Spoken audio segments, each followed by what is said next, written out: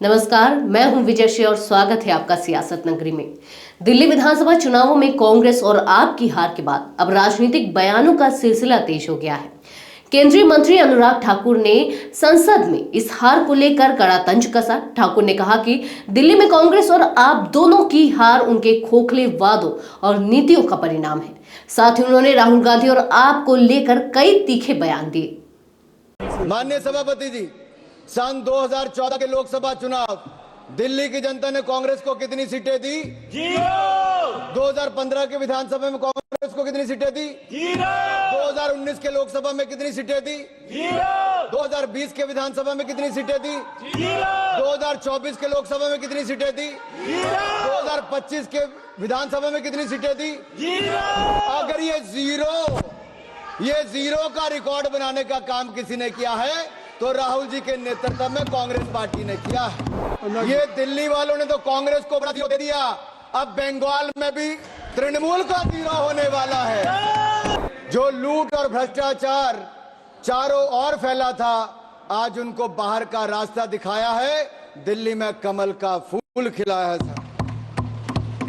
महान जनता ने, दिल्ली की महान जनता ने 10 साल के कुशासन और प्रदूषण को बाहर का रास्ता दिखाया। दिल्ली की जनता ने मोदी जी के विकास का मार्ग चुना है।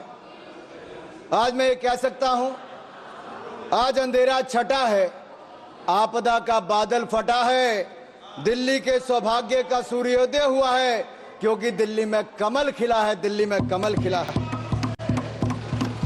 यही नहीं, हमारे बड़े बुजुर्ग कहते हैं कि जब माता लक्ष्मी आपके ललाट पर आपका तिलक करने आए तो मुंह धोने ना चले जाएं, फटाफट अपना तिलक कराएं। और इसी तरह का अवसर किसी को गंवाना नहीं चाहिए। ऐसा ही मोदी सरकार ने अवसर दिया, जहां मां लक्ष्मी आप सबके द्वार आई है। 12 लाख तक कोई टैक्स नहीं लगेगा, इनकम टैक्स नहीं लगेगा, जो आज तक संभव नहीं हुआ। इसलिए तो कहते हैं मोदी है तो मुमकिन है, क्योंकि 12 लाख तक जीरो टैक्स कर दिया है। और मैं विपक्ष के मित्रों से कहना चाहता हूं, अब तो थोड़ा चेहरे पे मुस्कुराहट लाइए, पूरा देश खुश है भाई, आपको भी टैक्स नहीं देना पड़ेगा। मैं आगे बताऊंगा इंदिरा जी के समय क्या क्या होता था। आज भारत के 4 ग्रोथ इंजन तय हुए हैं, एग्रीकल्चर हो, एमएसएमई हो, इन्वेस्टमेंट हो या एक्सपोर्ट हो। और हमने जो विकसित भारत के लिए लक्ष्य तय किए हैं माननीय सभापति जी, वो भी सन 2047 तक शून्य गरीबी होगी, गरीबों को गरीबी से मुक्ति मिलेगी। वहीं पर 100% गुणात्मक शिक्षा दी जाएगी, हर व्यक्ति को अच्छी स्वास्थ्य की सुविधा और सस्ते दाम पर दी जाएगी। और वहीं पर श्रमिकों का कौशल विकास होगा और उचित उनको रोजगार के अवसर दिए जाएंगे। हमारे विकास की भागीदारी में महिलाओं को 70% उनका योगदान इकोनॉमिक एक्टिविटीज में होगा। और हमारे किसानों के दम पर भारत दुनिया की फूड बास्केट बनेगी, यानी कि food basket of the world हम भारत को बनाकर दिखाएंगे। माननीय सभापति जी, हमारा मानना है मध्यम वर्ग खुश तो देश खुश, किसान का सम्मान तो देश का सम्मान, गरीब का भला तो देश का भला।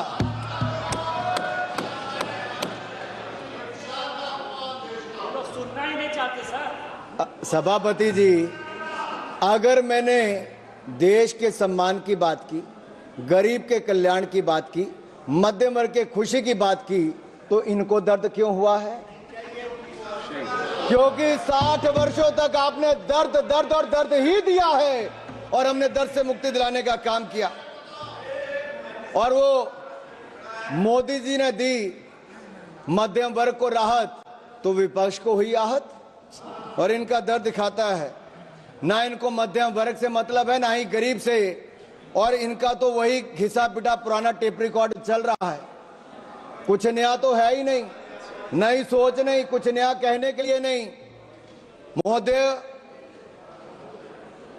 इस बार विदेशी चिंगारी ना होने का असर साफ दिख रहा है, और ये विपक्ष पर विदेशी चिंगारी ना होने का असर साफ दिख रहा है। उधर चिंगारी बुझी और इधर विपक्ष बुझ गया है। समझ रहे हैं ना आप? निशिकांत जी ने सुबह बताया भी था थोड़ा सा, और समझदार को तो इशारा ही काफी होता है। इनके जमाने में इनकम टैक्स का चाबुक चलता था, टैक्स टेररिज्म था, और ये टैक्स का चाबुक चलाने वाले हमसे पूछ रहे हैं कि आपने बजट ऐसा क्यों दिया है।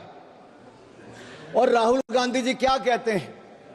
नेता प्रतिपक्ष कहते हैं, Rahul ji calls it as a band-aid budget.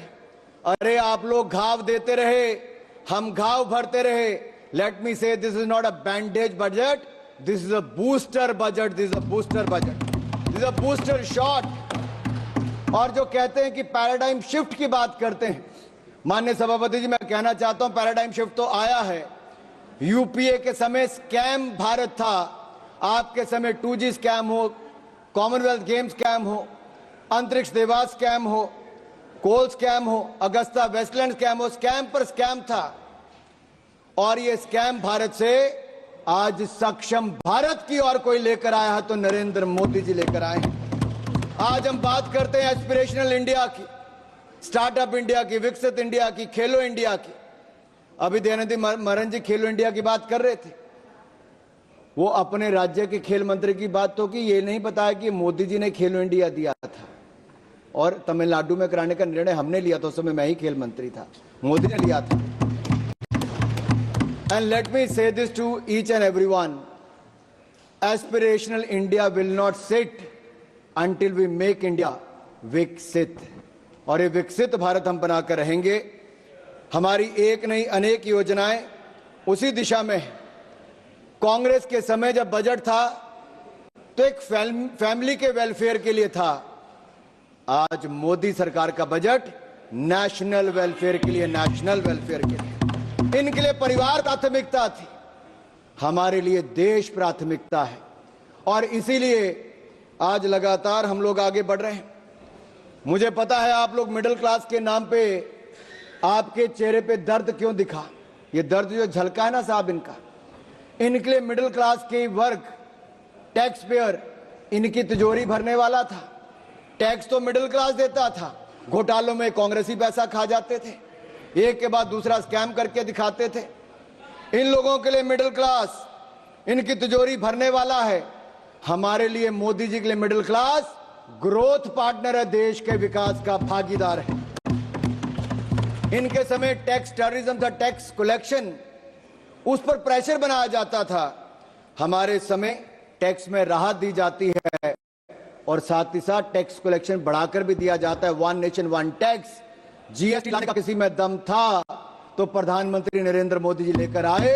आज रिकॉर्ड जीएसटी कलेक्शन है साहब, 1,75,000 करोड़ रुपया औसतन हर महीने का टैक्स कलेक्शन है। उसका सबसे बड़ा लाभ राज्य की सरकारों को मिल रहा है। और ये बजट केवल जीडीपी का आंकड़ा नहीं, या मैं कहूं जीडीपी का नहीं, जो ग्रॉस डोमेस्टिक प्रोडक्ट आप कहते हैं वो नहीं, ये जीडीपी हमारे लिए है गरीब, देशभक्ति और प्रगति। जीडीपी गरीब, देशभक्ति और प्रगति इनके लिए है। मिडिल क्लास का पैसा अब कांग्रेस के खाते भरने के लिए नहीं, मिडिल क्लास के अपने खाते में जाएगा। क्योंकि मिडिल क्लास के भाई और बहनों, अब आपको 12 लाख तक कोई टैक्स नहीं देना पड़ेगा, आपको टैक्स मुक्त कर दिया जाएगा। राहुल जी जीरो चेक कर लीजिए, 1 जीरो और भी है। अच्छा सुप्रिया जी नहीं दिखाता, चलो सुप्रिया जी ने कहा मैं नहीं दिखाता। ये कांग्रेस की सीटों की बात नहीं है, मैंने छोड़ दिया सुप्रिया जी। सुप्रिया जी, और सुप्रिया जी, अगर आपको लगता है कि हमने मध्यम वर्ग के लिए 0% टैक्स किया है 12 लाख तक, अगर आपको लगता है दर्द हुआ है, आपको इससे खुशी नहीं है, तो आपकी खुशी से ज्यादा हमें देश के करोड़ों मध्य वर्ग के चेहरे पे खुशी दिखती है, क्योंकि ये देश के विकास में एक बड़ा योगदान देने वाली है। ये जीरो गिनने की बात आप उनको मत एड्रेस करिए, आप इधर एड्रेस। माननीय सभापति जी, ये जीरो चेक करने की बात मैंने राहुल गांधी जी से की, और वो आपने रेफरेंस दिया है, और मैंने रेफरेंस दिया है, और मैं आप सबके सामने पूछ, माननीय सभापति जी, सन 2014 के लोकसभा चुनाव दिल्ली की जनता ने कांग्रेस को कितनी सीटें दी? 2015 के विधानसभा में कांग्रेस को कितनी सीटें दी? 2019 के लोकसभा में कितनी सीटें दी? 2020 के विधानसभा में कितनी सीटें दी? 2024 के लोकसभा में कितनी सीटें दी? 2025 के विधानसभा में कितनी सीटें दी? अगर ये जीरो का रिकॉर्ड बनाने का काम किसी ने किया है तो राहुल जी के नेतृत्व में कांग्रेस पार्टी ने किया है। आप नहीं, nothing will go on record, nothing will go on record. Sir, ये दिल्ली वालों ने तो कांग्रेस को बड़ा दे दिया, अब बंगाल में भी तृणमूल का जीरो होने वाला है। तो ये था अनुराग ठाकुर का संसद में दिया गया बयान, जिसमें उन्होंने राहुल गांधी और आप को लेकर कड़ी प्रतिक्रिया व्यक्त की। अब सवाल यह है कि क्या इन बयानबाजियों से आने वाले चुनावों में कोई फर्क पड़ेगा? आप अपनी राय हमें कमेंट्स में जरूर बताएं। वीडियो पसंद आया हो तो इसे लाइक और शेयर करें। साथ ही हमारे चैनल सियासत नगरी को सब्सक्राइब करना ना भूलें। जल्द ही हम आपके पास और ताजा तरीन राजनीतिक अपडेट्स लेकर आएंगे। धन्यवाद।